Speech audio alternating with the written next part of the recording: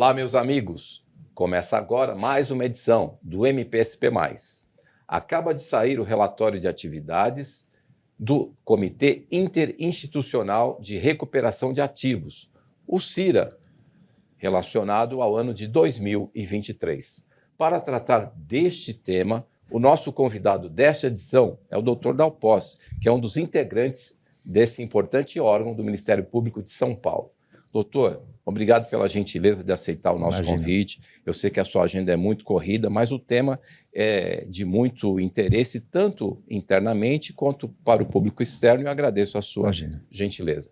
Doutor, para quem não acompanha muito o assunto, o que é exatamente o CIRA? Quais são as instituições que o integram e quais são os números, eu já os conheço, extraordinários, que o senhor traz para o conhecimento do público, doutor? Pois não. O CIRA é um comitê que agrega, na sua essência, o Ministério Público do Estado de São Paulo, a Procuradoria-Geral do Estado de São Paulo e a Secretaria da Fazenda do Estado de São Paulo, além de outras instituições que são costumeiramente convidadas a participar, como a Receita Federal, a Procuradoria-Geral da Fazenda Nacional, enfim, todos que têm interesse e se envolvem na causa da recuperação de ativos e no combate à fraude fiscal estruturada. Como você pontuou, nós acabamos de apresentar um relatório desse período do CIRA, né, que é uma instituição, que é um comitê bastante jovem, né, a gente completa agora um triênio, e são números, ainda que não sejam os ideais, mas que pelo menos sinalizam que estamos no caminho certo a evoluir. Então, exemplificando, em termos de recuperação efetiva de valores, foram recuperados algo em torno de 2,5 bilhões. Em demandas em evolução, hoje o CIRA abrange algo na casa de 17 bilhões de reais.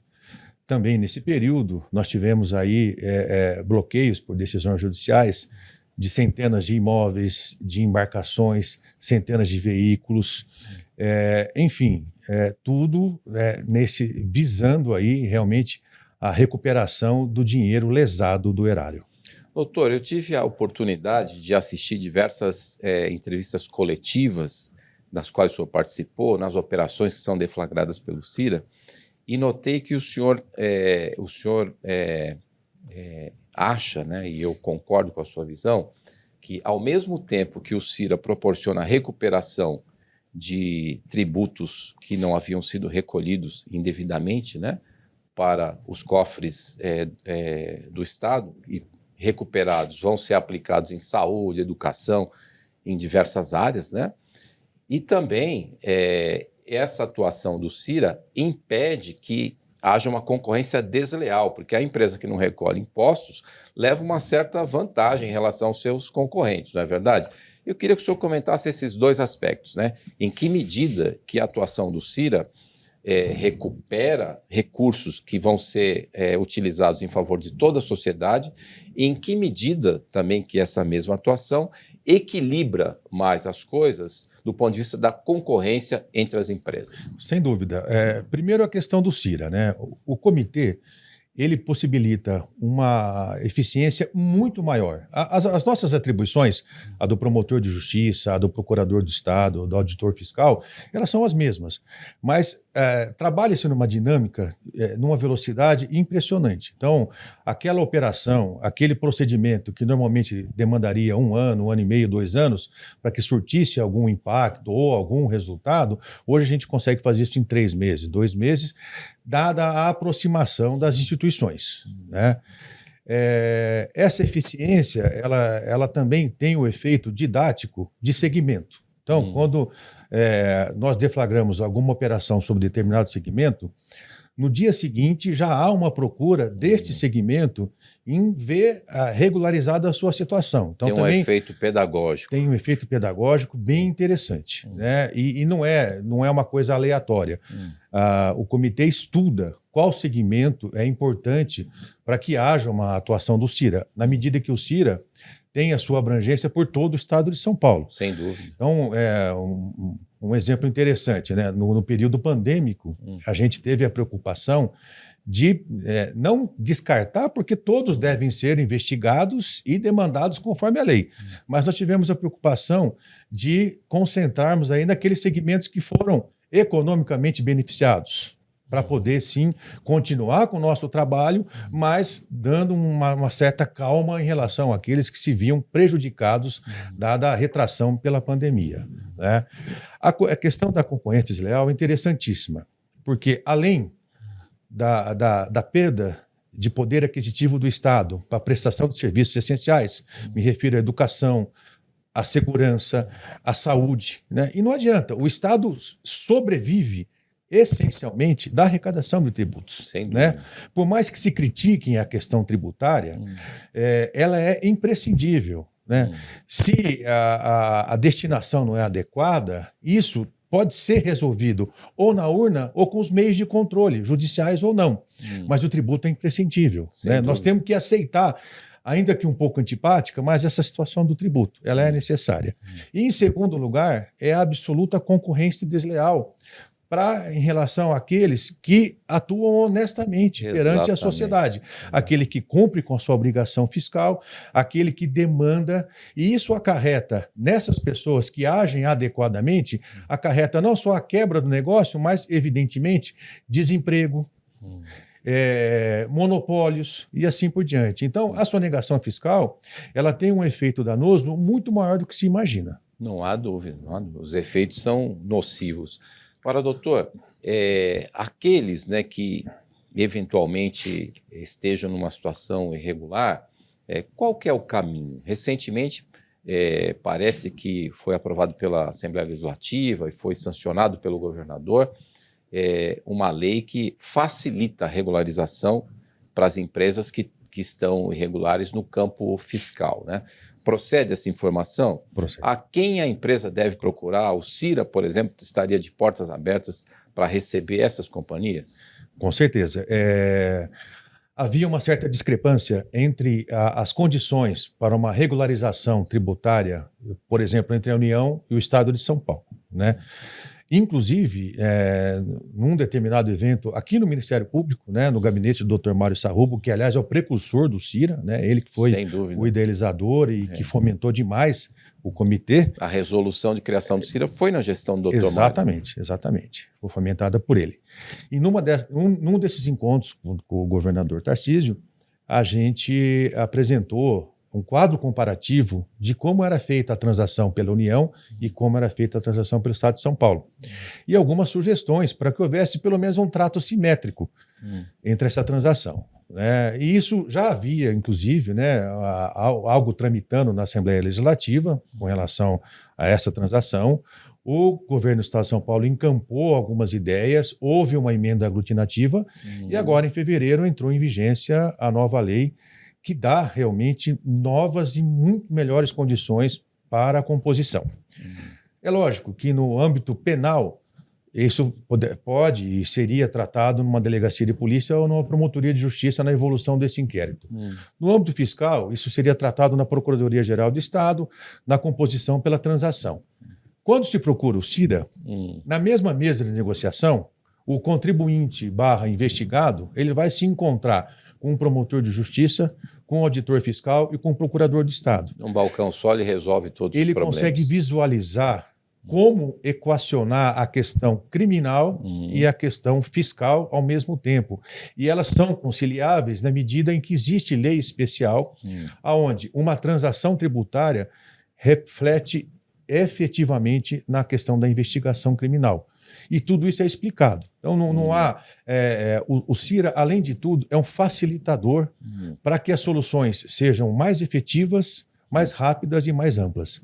Perfeito. Essas condições mais favoráveis proporcionadas pela nova lei vigoram até quando? E quais são essas condições? O senhor falou da diferença entre as condições da União e aqui do Estado. Isso foi equalizado, mas quais são os parâmetros que vigoram atualmente, doutor? Houve a previsão da nova modalidade de transação com os requisitos mais flexíveis.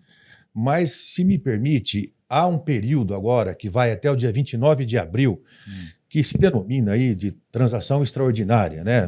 Enfim, é um artigo nessa nova lei que prevê condições muito especiais e muito, muito interessantes para quem deseja compor a sua dívida e resolver, por consequência, a sua pendência criminal. Né? Então, o prazo nesse extraordinário, ele vai até 120 meses para a composição da dívida. Existe um desconto significativo que reduz quase à metade o débito, né? O débito fiscal. Existem condições que facilitam ou praticamente isentam aquele que pretende a transação da garantia para efetivar o pacto. Enfim, é um período bastante interessante, né? Para que, se possível, e se houver interesse, esse contribuinte, esse investigado no crime, possa resolver a sua situação. Mais interessante resolver aproveitando, né, esses instrumentos do que ter que se encontrar com os promotores, os integrantes do CIRA daqui a algum tempo.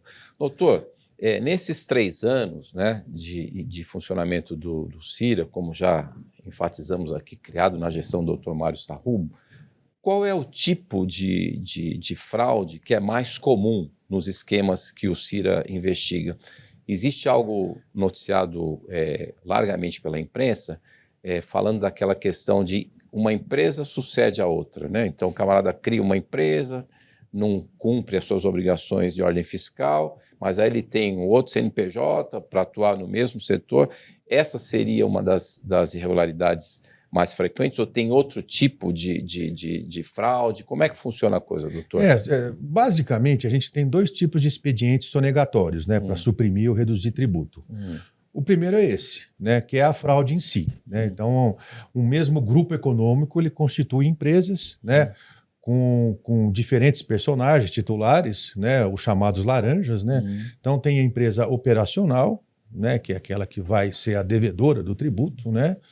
Ela é feita para ser implodida, né, pela questão fiscal, e tem as patrimoniais, que é por onde vai circular esse dinheiro.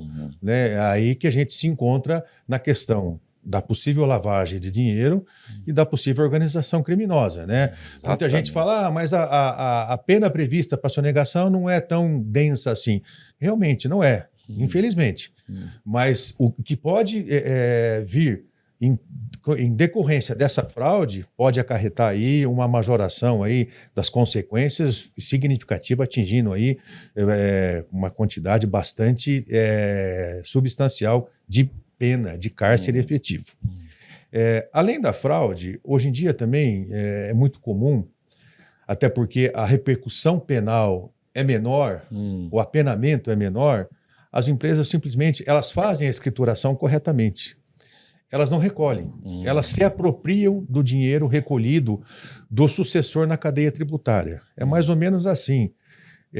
Eu dou a saída daquela mercadoria, recolho o tributo do próximo na cadeia tributária, seja o outro contribuinte ou o consumidor final, só que e me entrega este valor que nunca me pertenceu, que nunca me foi disponível, né?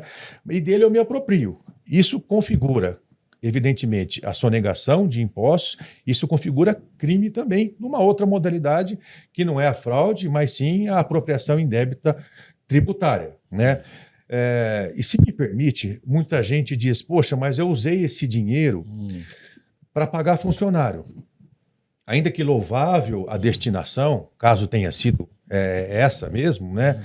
Ninguém pode pegar dinheiro de terceiro, sem dúvida, para poder dispor desse recurso no investimento do seu negócio. Entra de novo aí a concorrência desleal, entra de novo aí uma série de fatores que não é adequado, porque este valor que ele recebeu do próximo, quando ele liberou a mercadoria, nunca pertenceu a ele, nunca entrou na sua precificação. Quando ele calculou o preço daquela caneta que ele vendeu, ele calculou o custo da caneta, o lucro que ele receberia, outras despesas de aluguel, energia e tudo mais. E ele cobrou por esta caneta que ele vendeu. E ele destacou, à parte, o imposto que ele cobrou do próximo. Então, esse valor que veio para ele, por uma questão sistêmica, só por isso, ele tem que pegar e entregar no mês de referência para a fazenda. Ele não faz, ele se apropria desse dinheiro. Perfeito. E importante ressaltar, doutor, o senhor me permite que a gente fala de Estado, Fazenda, mas isso é só assim a representação do destinatário real desse recurso. né? Que é o cidadão, notadamente o cidadão em situação mais vulnerável, né? Não recolher imposto significa tirar dinheiro de quem mais precisa, não é verdade? Com certeza, foi que eu me referi à saúde, a ensino, à segurança. O Estado, ele tem os seus custos para poder manter esses serviços, né? E conciliando tudo isso, a chamada concorrência desleal. Sem dúvida. Doutor, mais uma questão que eu considero importante aqui na nossa conversa. Nesses 3 anos de experiência, né, no CIRA, ao lado do doutor Alexandre, outro promotor de destaque aqui do Ministério Público de São Paulo, o senhor diria que o modelo está consolidado? Quer dizer, se dependesse do senhor, o que a gente pode dizer? Olha, o modelo foi testado, aprovado e devemos seguir em frente com o CIRA. Qual é a sua visão sobre essa questão? O nosso alcance é muito pequeno ainda, né? Apesar de termos, eu e o doutor Alexandre, no caso do Ministério Público, né, da gente possuir atribuição por todo o estado de São Paulo, o nosso fôlego ainda não é suficiente, né, para recepcionar talvez as demandas que gostássemos, né? Tanto que os casos do CIRA obedecem uma sistemática não na velocidade que pretendíamos. Então, talvez um incremento aí de massa realmente para a gente conseguir atender a realidade do estado de São Paulo, que é continental, né? Então, sem dúvida. Mas o modelo de atuação está funcionando muito bem graças ao entrosamento das 3 instituições: Ministério Público, Procuradoria-Geral do Estado e Secretaria da Fazenda. Outra questão, doutor, em outras unidades da federação existe esse modo de organização? Porque quando a gente fala em fraude fiscal, às vezes a gente está falando de um delito que não se restringe ali ao território de um determinado estado, né?